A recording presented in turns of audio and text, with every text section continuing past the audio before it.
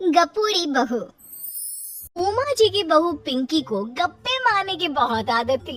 वो जब भी किसी के बारे में बातें करती तो बड़े बड़े गप्पे फेंका करती। आसपास के सब लोगों को पता था कि पिंकी बहुत बड़ी गप्पोड़ी बाज है। लोग उसकी बात पर विश्वास नहीं किया करते थे, लेकिन हाँ, उसकी बातें सुन सुनकर हंसते बहुत थे। अरे बहू, पड़ोस वाली शर्मा जी है ना, उनकी बेटी का जन्मदिन है, तुम भी चली जाना। ठीक है मम्मी जी, ये तो बता दो गिफ्ट में लेकर क्या जाना है? अरे लेकर क्या जाना है, 250 का लिफाफा दे देना, बस काफी है। अरे मम्मी जी, अच्छा लगेगा क्या? पड़ोसी है हमारे, हमें कुछ बड़ा लेकर जाना चाहिए। अरे बहू, इतना काफी है। जानती हैं आप, मेरे मायके में जब पड़ोस में किसी की बर्थडे होती थी ना, तो मम्मी कुछ न कुछ गोल्ड का ही देकर भेजती थी। पड़ोसी के बर्थडे में सोना? कैसी बातें करती हो। और नहीं तो क्या, आपकी तरह थोड़ी ना लिफाफा पकड़ा दिया। पिंकी शर्मा जी की बेटी के जन्मदिन में चली जाती है। अरे आज तो बड़ी सुंदर लग रही हो साड़ी में। जी मैं तो लहंगा पहनकर आने वाली थी, मम्मी जी नहीं मानी। अरे बेटा, बर्थडे पार्टी में तो साड़ी चल जाती है। मेरा मतलब कोई शादी थोड़ी ना है। कैसी बात कर रही हैं आप आंटी जी? मेरे मायके में तो छोटे छोटे फंक्शन भी हम लोग लहंगा बनवाते थे बुटीक से, डिजाइन करवा कर। चाहे पड़ोस में किसी का जन्मदिन हो, मेरी मम्मी हमेशा बुटीक से नया लहंगा डिजाइन करवाती थी। मैंने तो ऐसा कहीं नहीं देखा।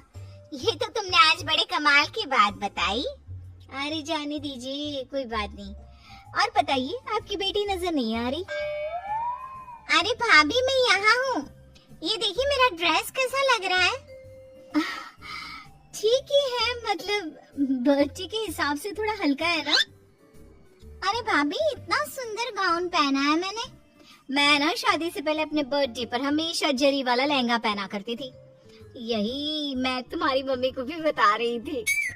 इसके बाद केक काटने का प्रोग्राम शुरू होता है। सब लोग इकट्ठे हो जाते हैं। शर्मा जी की बेटी का केक देखकर पिंकी से रहा नहीं जाता। उसके अंदर का गपोड़ी बाज बाहर निकल कर आ जाता है। अरे इतना छोटा सा केक! अरे बेटा, मेहमानों के हिसाब से ही है, जितने लोग इतना बड़ा केक। आंटी जी, कम से कम 4 या 5 मंजिल वाला केक तो बनाना चाहिए था। आपकी बेटी का बर्थडे रोज रोज थोड़ी ना आता है। मेरे बर्थडे पर हमेशा पापा 4 केक बनवाते थे। सारे केक 4-4 मंजिल के होते थे। वहाँ पर सारे लोग उमा जी के मोहल्ले के ही थे और वो पिंकी के गप्पे मारने की आदत से अच्छी तरह वाकिफ थे, इसलिए सब लोग उसकी बात सुनकर हंसने लगे, लेकिन किसी ने पिंकी से कुछ नहीं कहा। एक दिन सुबह सुबह पिंकी ने अपनी सास से कहा, मम्मी जी, मेरे मम्मी पापा मुझसे मिलने के लिए यहाँ आ रहे हैं। अरे वाह, ये तो बहुत अच्छी बात है। उनके आने की तैयारी करो, अच्छा अच्छा खाना बनाओ। वैसे कब तक आएंगे? मम्मी जी फ्लाइट से आ रहे हैं, कल शाम को 4 बजे की फ्लाइट है। फ्लाइट? लेकिन बेटा, तेरा मायका तो यहाँ से 2 घंटे की दूरी पर है। तेरे मम्मी पापा फ्लाइट से कब से आने लगे? अरे मम्मी जी, आपको पता नहीं है, मेरे मम्मी पापा ना आधे घंटे की दूरी के लिए भी फ्लाइट का टिकट बुक करवाती है। अरे गप्पे थोड़े कम मारा करो बहू। कोई फ्लाइट से तब आएगा ना जब यहाँ पर एयरपोर्ट होगा। तुम्हारी मम्मी क्या उड़कर आएगी घर में? अरे हाँ मम्मी जी, मैं तो भूल ही गई थी। वो क्या ना, मेरे मम्मी पापा हमेशा फ्लाइट से ही ट्रैवल करते हैं, तो मेरे दिमाग से ही निकल गया था। अगले दिन पिंकी के मम्मी और पापा पिंकी से मिलने के लिए उसके घर आते हैं। आइए आइए जी, आपका बहुत बहुत स्वागत है। और समदन जी, हमारी बेटे की कोई शिकायत तो नहीं ना? ठीक से संभाल लिया है ना आपका घर? अरे मेरी बहू बहुत समझदार है, घर का काम बहुत अच्छे तरीके से करती है।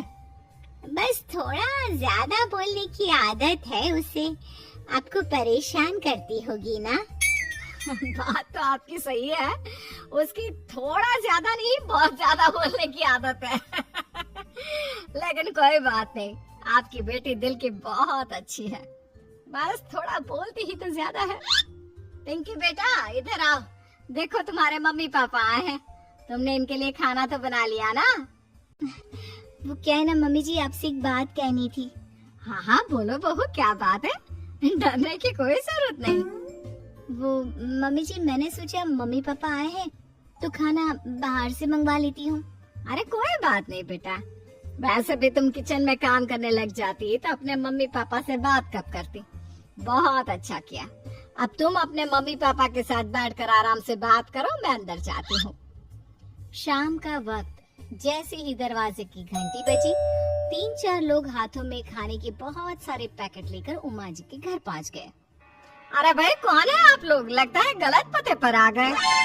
नहीं माँ जी, हम तो खाने का ऑर्डर डिलीवर करने आए हैं, यहीं से बुकिंग मिली थी। अरे नहीं, आपको कोई गलत फहमी हुई है, हमारे यहाँ तो 2 ही मेहमान आए हैं। आपके हाथ के पैकेट देखकर लगता है इसमें 50 लोगों का खाना है। माँ जी आपने सही समझा, खाना तो इसमें 50 लोगों का ही है, क्योंकि हमें ऑर्डर यहीं से 50 लोगों का मिला है। अरे लेकिन इतना सारा खाना, कहीं मेरी बहू ने अपनी गप मारने की आदत के चलते ऐसा तो नहीं कर दिया। ये खाना आप रख लीजिए और हमें हमारे पैसे दे दीजिए। अच्छा वैसे कितने का बिल बना है? ज्यादा नहीं, बस 10,000 दे दीजिए। उन लोगों की बात सुनकर उमा जी पिंकी को आवाज देकर वहाँ बुलाती है। जैसे ही पिंकी वहाँ आती है, खुश होते हुए उन लोगों को वहाँ पर खाना रखने के लिए कहती है। अरे इतना सारा खाना क्यों मंगवाया बहू? अरे मम्मी जी, मैंने आपको बताया तो था, मम्मी पापा आए हैं तो मैं खाना बाहर से मंगवा रही हूँ।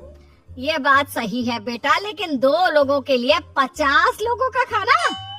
अरे मम्मी जी, कुछ कम पड़ जाए तो अच्छा थोड़ी ना लगता है, और मेरे मायके में तो ऐसा ही होता है, एक्स्ट्रा खाना मंगवाते हैं हम लोग। तभी पिंकी के मम्मी और पापा वहाँ पर आते हैं। अरे बेटा, एक्स्ट्रा खाना मंगवाने का मतलब ये थोड़ी ना होता है कि 2 लोगों के खाने के लिए 50 लोगों का खाना मंगवा लो। और बेटा, तुम्हारी गप मारने की आदत के चलते 10,000 का बिल आया है, तुम्हें नहीं लगता ये गलत है?